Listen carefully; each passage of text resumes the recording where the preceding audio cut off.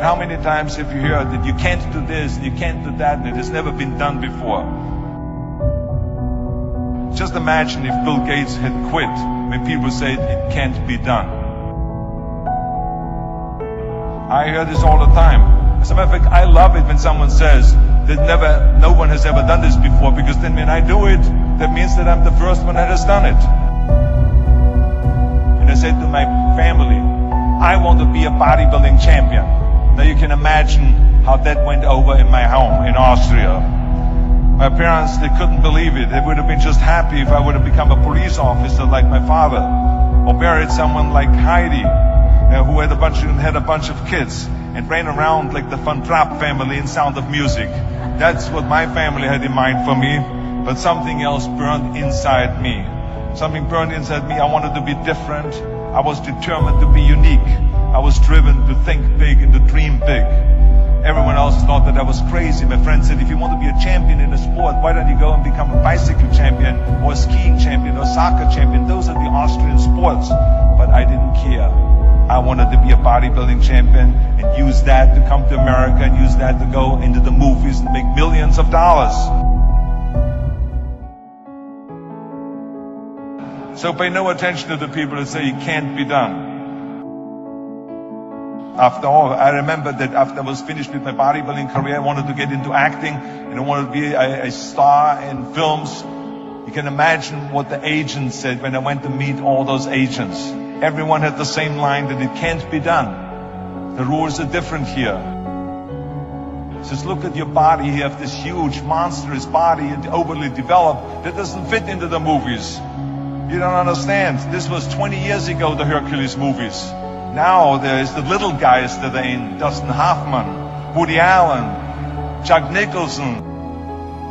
And the agent also complained about my accent. He says, no one ever became a star with an accent like that, especially not with a German accent. And yes, I can imagine with your name, Arnold Schwarzenschnitzel or whatever the name is, on a billboard. Yeah, that's gonna draw a lot of tickets and sell a lot of tickets. Yeah, right.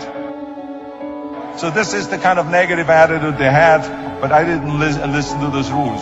Even though they were very nice and they said, look, we can get you some bit parts. We can get you to be playing a wrestler or a bouncer. Oh, maybe with your German accent, we can get you to be a Nazi officer in Hogan's Heroes or something like that. But, I didn't listen to all this. These were their rules, not my rules.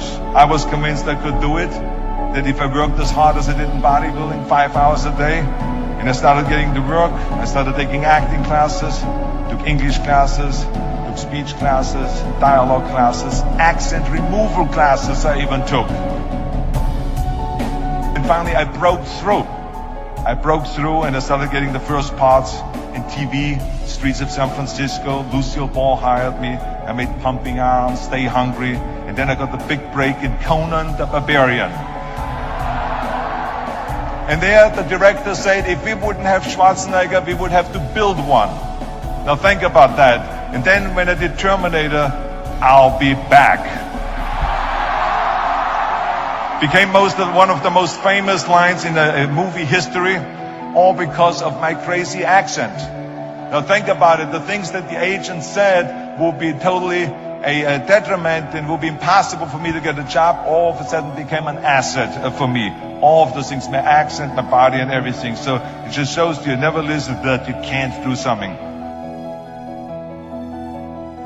And you have to work your way up, of course, run for something else first. I mean, it was the same when I ran for governor.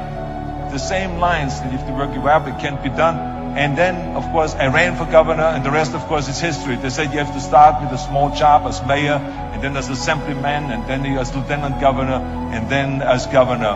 And they said, that's the way it works in a political career. I said, I'm not interested in a political career. I want to be a public servant. I want to fix California's problems and bring people together and bring the parties together. So, like I said, I decided to run. I didn't pay attention to the rules, and I made it, and the rest is history. People ask me all the time, they say to me, what is the secret to success? So many young people are getting so much advice from their parents and from the teachers and from everyone. But what is most important is that you have to dig deep down and ask yourselves, who do you want to be? Not what, but who. And I'm talking about not what your parents and teachers want you to be, but you. I'm talking about figuring out for yourselves what makes you happy. No matter how crazy it may sound to the people. I spent a lot of time by myself so I could figure out and listen to what is inside my heart and inside my head. Something burned inside me. I wanted to be different. I was determined to be unique. I was driven to think big and to dream big. I always wanted to be very intense. I always wanted to be number one. I took it very seriously in my career. And so this intensity always paid off for me. This commitment always paid off for me. I didn't want to just be a bodybuilding champion.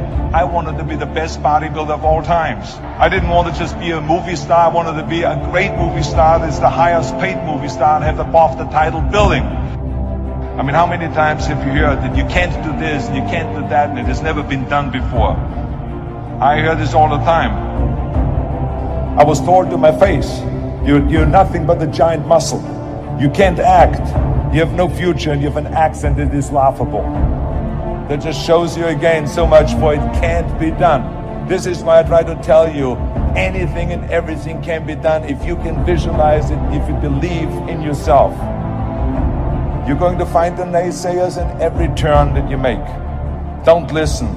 Just visualize your goal, know exactly where you want to go. Trust yourself. So pay no attention to the people that say it can't be done. Trust yourself no matter what anyone else thinks. What is the point of being on this earth if all you want to do is be liked by everyone and avoid trouble? We have so many rules in life about everything. The only way that I ever got any place was by breaking some of the rules.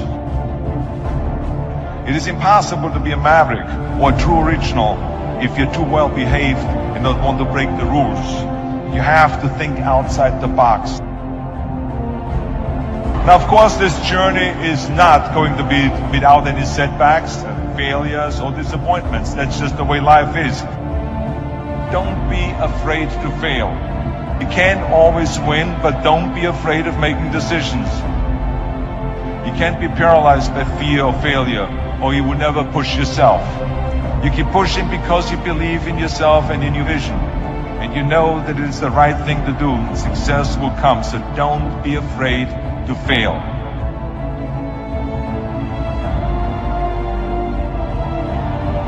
I always believe leaving no stone unturned. That's what makes you a champion. When you're out there partying, horsing around, someone out there at the same time is working hard. Someone is getting smarter and someone is winning. You never want to fail because you didn't work hard enough. But if you want to win, there's absolutely no way around hard work. No pain, no gain. Whatever path that you take in your lives, you must always find time to give something back. Something back to your community, give something back to your state or to your country. Tear down that mirror. Tear down that mirror that makes you always look at yourself. And you will be able to look beyond that mirror. And you will see the millions of people that need your help. Reaching out and helping people will bring you more satisfaction than anything else you've ever done. Trust yourself, break some rules, don't be afraid to fail, ignore the naysayers, work like hell, and give something back. I remember my mother-in-law, Eunice Kennedy Shriver, when she started Special Olympics in 1968, people said that it would not work. The experts, the doctors that specialized in mental disabilities and mental retardation said it can't be done. You can't bring people out of the institution. You can't make them participate in sports, in jumping, in swimming, and in running. They will hurt themselves. They will hurt each other. They will drown in the pool.